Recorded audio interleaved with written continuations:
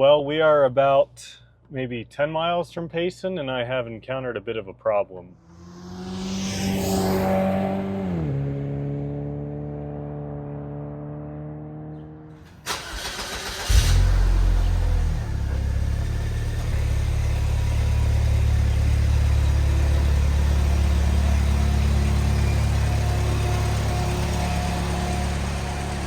As we are getting closer and closer to Saab Owners Convention 2024, we have done so much work on my 2003 Saab 9-3. So today, before we take that 1,500 mile road trip to Portland, I want to make sure this thing is good. So we're going to take it on a bit of a road trip. We'll discuss what I still have to do on it, what I've done, as well as give an update on the other cars in the garage, including a possible new car that we might be filming some content on, and I want to get everyone's feedback on. First things first, we got to take a stop at a Quick Trip, get some gas, because we are going to need some of that today for where we're going. 409 is actually the cheapest I can remember gas being, so that's awesome to see. But yes, I know I have my check engine light on. It's an O2 sensor code. I just haven't had time to look at it. And yes, my bulb is still out on the NG cluster. It looks like that might not really be an option to fix. But we are headed up to Payson, Arizona, which is at about 5,000 feet elevation. Why I mention that is because Phoenix is at about 1,100 feet in elevation. So we'll have quite a bit of a elevation gain, which of course means cooler weather, some pine trees. And so with this summer heat, I'm just excited to get out of town for the day and also put to test all of the work we've done on this car. I mean, we're talking fuel pump, timing chain, water pump, all the fluid changes we've done, all the coolant leak repairs we've done, NG cluster, the exhaust, I mean, everything. It's been like mod after mod and repair after repair to where we barely put any miles on the car. So it's going to be exciting. Let's go ahead and cue the road trip montage.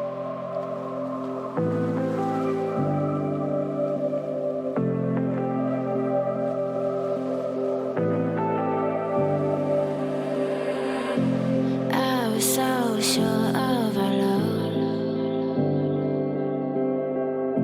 I never thought of any reason, a doubt about us, and now I'm right back at the start. Halfway through a bottle, baby, and nothing's enough. I thought that I could keep it low, take it easy, take it slow.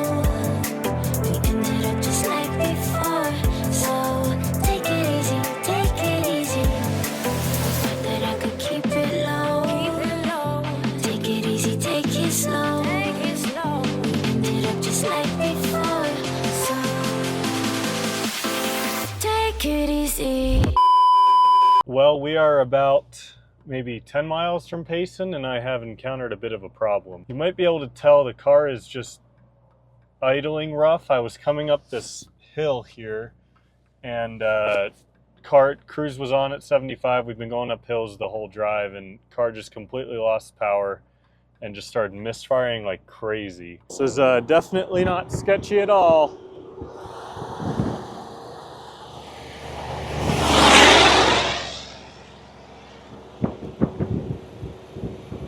Everything sounds fine under here.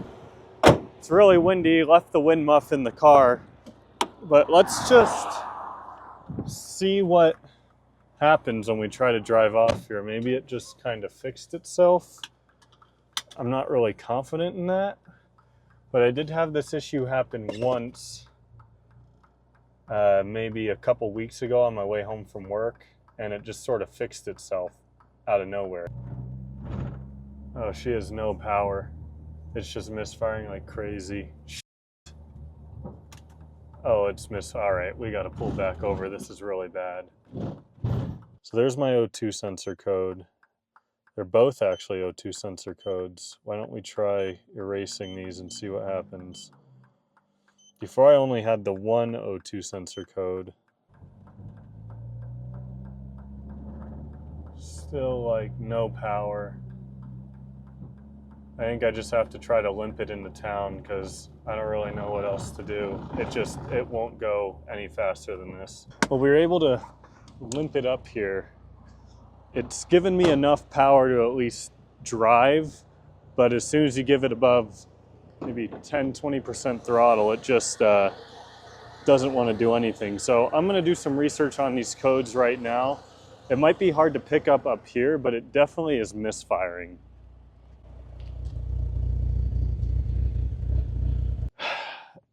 My plan was to take the car somewhere scenic, not too far from here, and kind of do the garage update from there. However, I think I'm just going to do it sitting in the car right here because I don't really have any other options, and I don't want to drive the car any more than I need to. So like I mentioned at the beginning of the video, there are 4 cars I want to update you all on. Of course, the 9.3, the 900, the S3, and then also lastly, another car that I could potentially film some content on, and we'll talk about that. And you can let me know if you think that might be interesting for the channel. First, let's discuss the car we're sitting in right now. So this has been the main content hog of the channel the past 2 or 3 months, and for good reason. I mean, we have done so much work on this thing.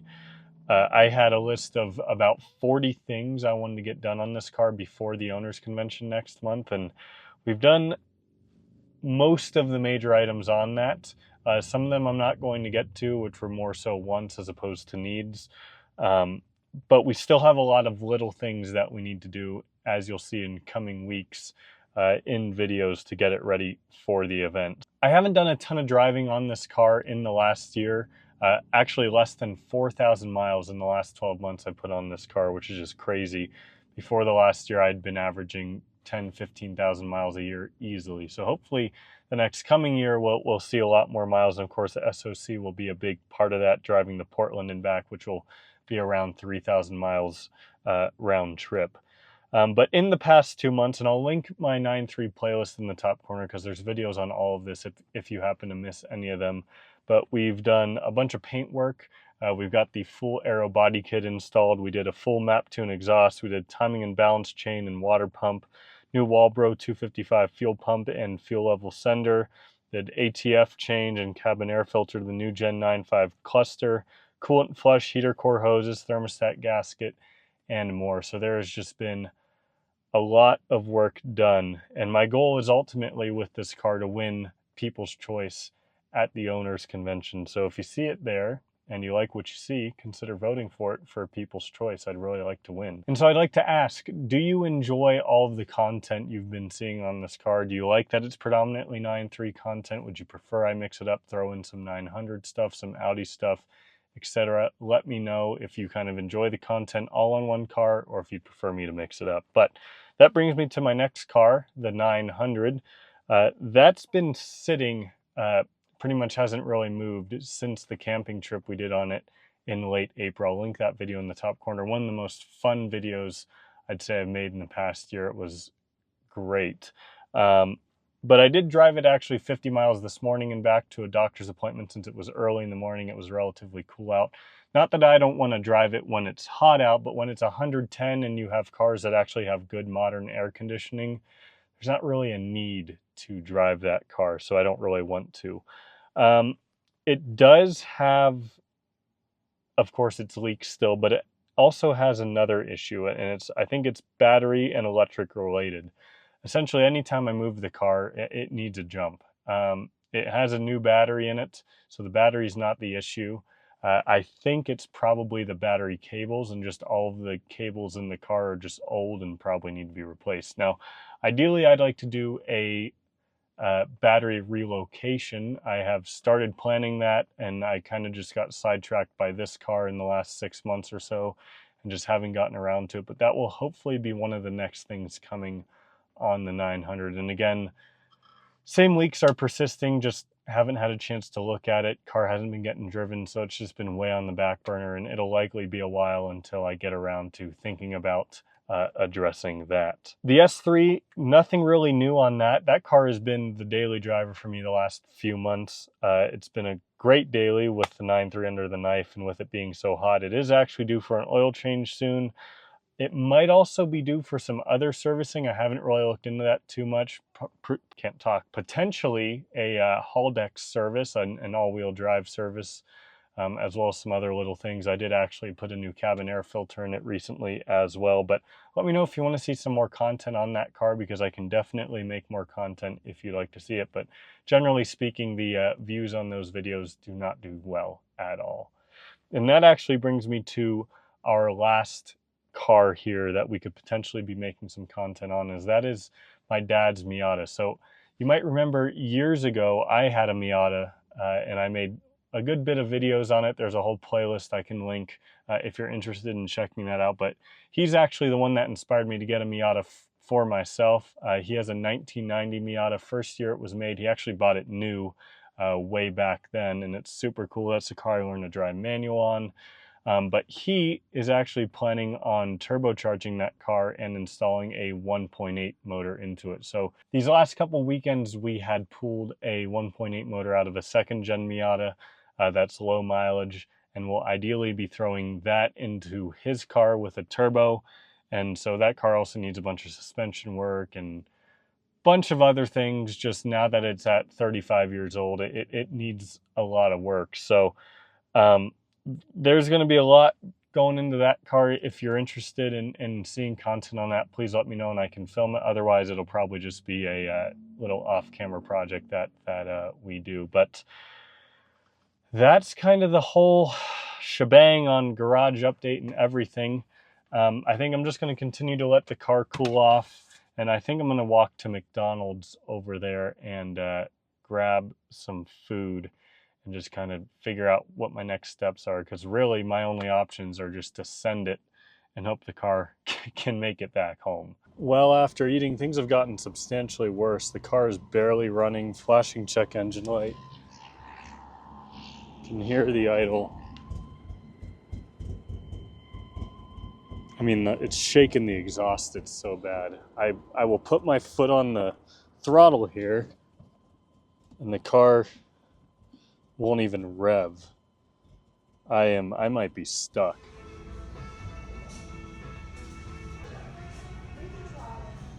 Three hours later. I think we have an answer for what happened here. So I'm gonna play a clip for you and I want you to listen carefully.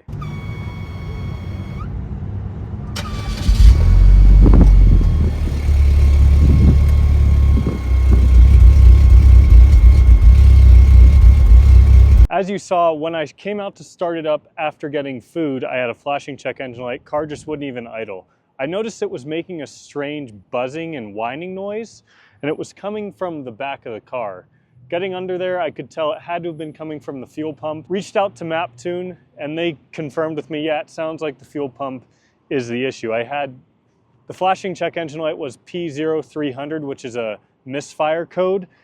And obviously it makes sense that that would be directly related to the fuel pump, either just failing or I don't know what. We'll have to find out. I'm still pretty confident I have the O2 sensor issues aside from that, because that one O2 sensor code has been there for the last month or two. So I went ahead, got the new fuel pump supplies I need and a fuel pump, as well as 2 new O2 sensors. So bunch of money I wasn't planning on spending. So while that solves what seems to be the issue, it does not solve how am I getting home? I'm 100 miles away. And well, thankfully, Lucas is on his way, my savior right now. Rented a U-Haul, used his trailer, so he'll be picking me up here soon. I'm hoping this car has enough power to make it up onto the trailer. I don't think it will, but we'll see. Unfortunately, Payson is a pretty small town. The couple of U-Hauls are here did not have any trailers. My initial hope was to rent a truck and trailer from U-Haul and just drive it back myself. Would have saved me a bunch of time, would have saved Lucas half his day, but he's just being a great friend. And unfortunately, a tow from Payson to Phoenix from the couple tow companies I did call wanted almost $1,000 for a tow. And I do not have AAA, but now might be a time to look into getting AAA. So what I'm doing now, I have the car, barely was able to make it up onto some 2x10s. I'm gonna pull the front lip off. We might have to remove the bumper to get it onto his trailer, we'll see, but I'm gonna start with just the lip, and then hopefully we can get this thing loaded up and on the way back to Phoenix. 1 week later. Well, unfortunately, the car did not have any power whatsoever to get up onto the trailer, so it took us quite a while to winch it up onto the trailer, pulling the bumper off, and well, it was about an hour process both to get it on and to get it off, because once we got it back home to Phoenix, the car just did not want to run at all. So we had to hire the neighbors temporarily for some help to get it up my steep driveway, over the hump at the foundation of the house, and into the garage. It was not fun at all, and well, that's where the car has been sitting for the last week. So needless to say, AAA would have been an absolute lifesaver in this situation, and the minute I got home, I bought AAA. So I have that peace of mind for the future. If one thing happens, knock on wood, to any of my cars once throughout the next year, it will have already paid for itself. So I started by getting the car up in the air on all fours, and from there went ahead and removed the fuel tank and was able to sort of test the fuel pump and confirm it was bad and making some weird noises.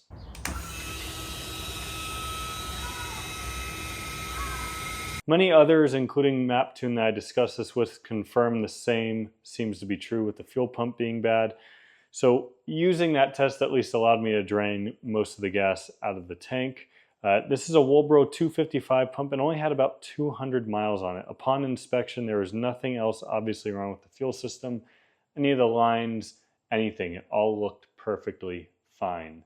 Maptune was super generous and sent out a Racetronics 251 pump to replace the faulty Walbro ones. And you might be asking, why didn't you just go with an OEM pump? And honestly, that's kind of what I was leaning towards. And unfortunately, there are no new OEM pumps available. Your options are really only a Pro Parts OEM pump, which I would not like to put a Pro Parts fuel pump in this car, an aftermarket one like I had, or put in my used good fuel pump with 175,000 miles, which, trust me, I did consider, even though the fuel level sender on that basket is faulty. So I ended up redoing this entire job from 2 months ago, going with that Racetronics pump into the factory basket. So I had to pull everything apart, repin the wiring, and stick it all back together and in. With that done and reinstalled though, I figured I'd check the spark plugs since the car ran so rough. Sure enough, these spark plugs only had 5,000 miles on them and looked pretty rough. For reference, here's a comparison of the spark plugs I pulled out on the right versus the old spark plugs I kept that I had as spares, which had 25,000 miles on them when they were replaced. So got new spark plugs in there, NGK BCPR 70S 11s. By the way, if you're wondering where I got this cool coil pack cover from, check out the video in the top corner for some more information on that. But after that, like I mentioned, I bought 2 new O2 sensors, got those installed because of course the primary O2 sensor was definitely a problem, but doesn't hurt to do the secondary one as well. Those are Bosch 15036 and Bosch 15037 respectively for the primary and secondary O2. Now, dependent on your year, those numbers might be different. My car, as mentioned earlier, is a 2003. But with all those jobs completed, it's now time to fill the gas tank back up and pray that this thing runs and runs as it should.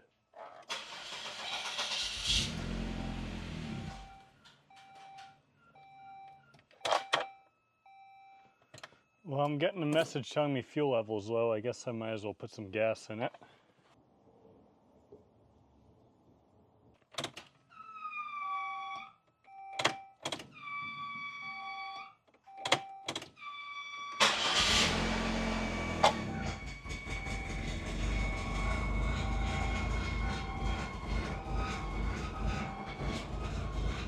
Oh, what is going on?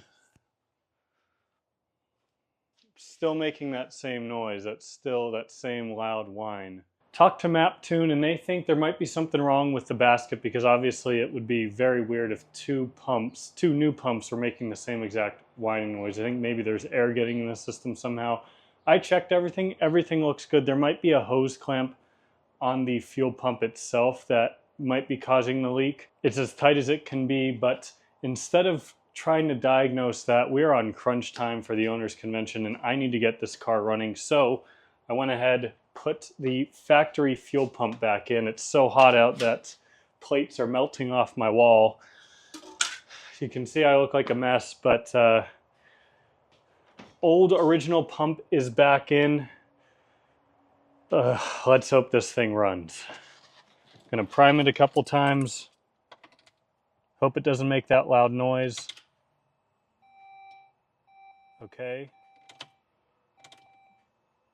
I hear a very light, quiet noise, which we should. Come on, baby.